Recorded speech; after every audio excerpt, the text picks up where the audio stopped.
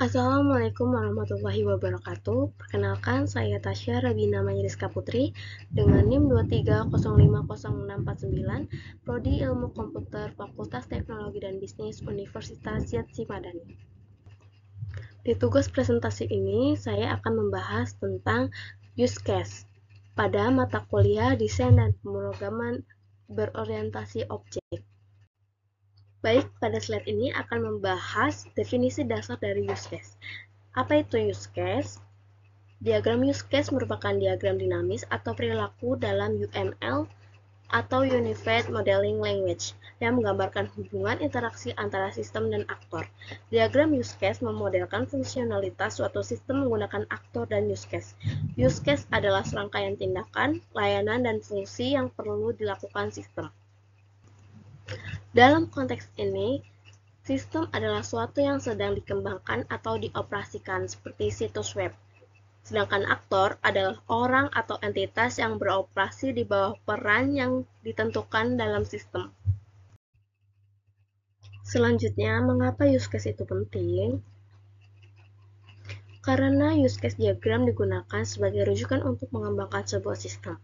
Use case diagram dapat mengidentifikasi dan menentukan persyaratan keseluruhan atau bagian penting sebuah sistem. Dengan use case diagram, programmer bisa memodelkan sistem yang kompleks atau memodelkan komponen sebuah sistem. Pada slide ini terdapat fungsi dan manfaat pada use case. Terdapat 3 fungsi. Yang pertama, memperlihatkan proses aktivitas dalam sistem, yang berperan memperkenalkan tahap awal setiap kegiatan proses dalam sebuah sistem yang sedang dikembangkan. Hal ini memudahkan pengembang dalam menentukan kebutuhan yang sesuai dengan software dan pengguna. Kedua, menggambarkan proses bisnis dalam sistem, yang berperan menggambarkan urutan proses bisnis dengan lebih jelas, mudah dimengerti, dan transparan untuk mencegah terjadinya kesalahan pada sistem yang akan dikembangkan atau dibangun. Yang terakhir, sebagai jembatan antara developer dan konsumen, yaitu untuk mendeskripsikan kejelasan sebuah sistem yang akan dikembangkan. Selanjutnya, manfaat pada use case. Terdapat 5 manfaat. Yang pertama, sebagai kebutuhan verifikasi. Yang kedua, menjadi gambaran antarmuka sebuah sistem karena setiap sistem yang dibangun harus memiliki interface. Ketiga, mengidentifikasi orang yang dapat berinteraksi dengan sistem dan apa yang bisa dilakukan oleh sistem. Yang keempat, memberikan kepastian mengenai kebutuhan sistem. Yang kelima, memudahkan proses komunikasi antara domain, expert, dan pengguna. Selanjutnya, komponen-komponen pada use case. Terdapat 3 komponen pada use case, yaitu sistem, aktor, dan use case. Sistem digambarkan ke dalam bentuk persegi, fungsinya membatasi use case dengan interaksi dari luar sistem. Sistem pada umumnya diberikan label yang sesuai, namun umumnya sistem ini tidak diberi gambar karena tidak terlalu memberikan makna pada sebuah diagram. Aktor adalah pengguna suatu sistem. Peran aktor sangat penting tentunya untuk menciptakan use case jadi lebih mudah. Fungsi aktor menjelaskan siapa yang berinteraksi dengan sistem. Aktor akan memberikan informasi kepada sistem serta menerima informasi dari sistem. Keduanya bisa terjadi secara bersamaan. Dan label sistem aktor tersebut yaitu dengan stereotip aktor. Dan yang terakhir, use case adalah komponen gambar fungsional dalam sebuah sistem, sehingga konsumen maupun pembuat saling mengenal dan mengerti mengenai alur sistem yang akan dibuat. Pada slide ini, use case juga mempunyai beberapa relasi, yaitu terdapat 3 relasi yang digunakan. Yang pertama, association adalah teknik yang digunakan untuk mengidentifikasi interaksi yang dilakukan oleh aktor tertentu dengan use case tertentu, yang digambarkan dengan garis penghubung antara aktor dengan use case.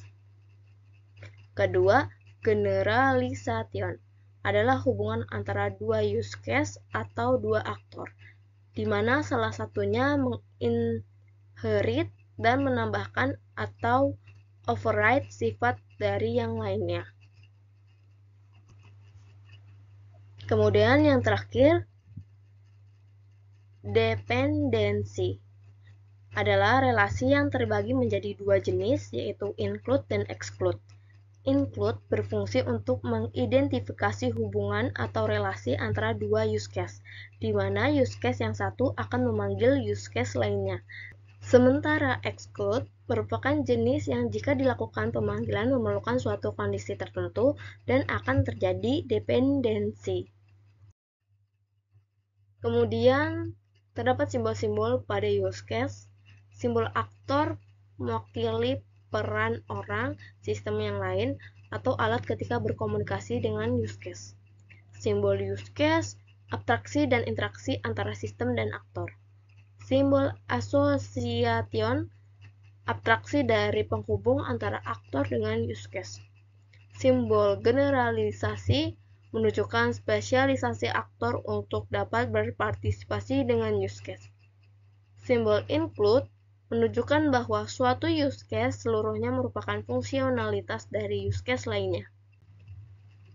Dan yang terakhir, simbol extend menunjukkan bahwa suatu use case merupakan tambahan fungsional dari use case lainnya jika suatu kondisi terpenuhi.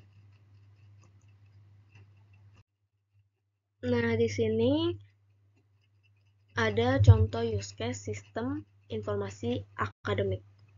Terdapat 4 aktor, yaitu staf bagian administrasi akademik, dosen pembimbing akademik, dosen pengajar, dan mahasiswa. Berikut penjelasan aktor dan use case. Yang pertama, terdapat admin atau staf bagian administrasi akademik yang berperan dalam pembuatan jadwal, pengisian KRS, dan cetak jadwal.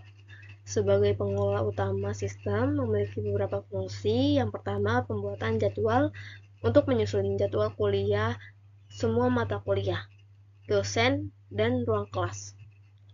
Kedua, pengisian KRS untuk memastikan sistem KRS berjalan lancar untuk mahasiswa, seperti mengatur jadwal KRS atau memperbaiki data jika terjadi kesalahan. Yang ketiga, cetak jadwal.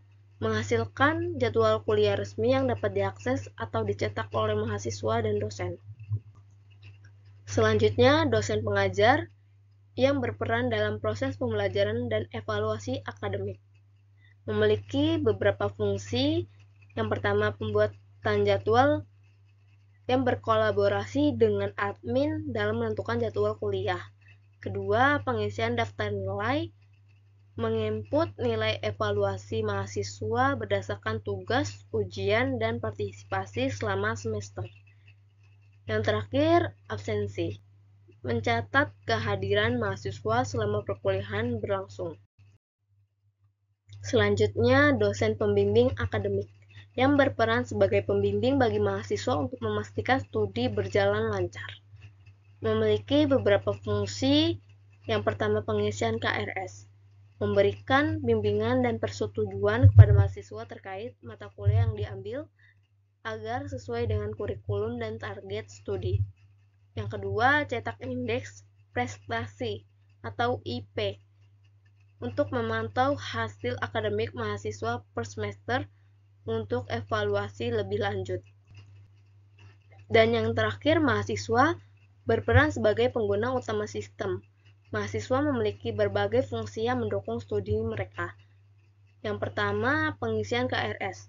Memilih mata kuliah yang akan diambil pada semester tertentu sesuai dengan arahan dosen pembimbing. Kedua, cetak jadwal. Mengakses dan mencetak jadwal kuliah yang sudah disusun oleh admin.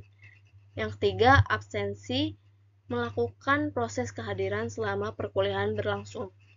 Yang terakhir, keempat, cetak indeks prestasi atau IP, dan cetak indeks prestasi kumulatif atau IPK, mencetak laporan akademik mereka untuk keperluan pribadi, administrasi, atau lamaran kerja. Sekian presentasi yang dapat saya sampaikan. Terima kasih. Wassalamualaikum warahmatullahi wabarakatuh.